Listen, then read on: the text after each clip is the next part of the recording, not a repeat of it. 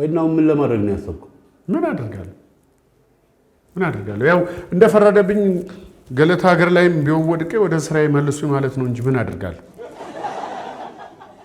አንተስ? እኔማ ምን አደርጋለሁ? ያው የአባዬን ስድብ ለመቻል ትከሻዬን ማደንደን ነው። ሰምታችኋል ወይስ ምን? ጉዳችንን? አዎ ሰምተናል።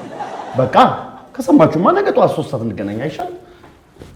ደግሞ ጠዋት የምታቀርቡ ከሆነ መጠጥ ማብዛት የለባችሁ።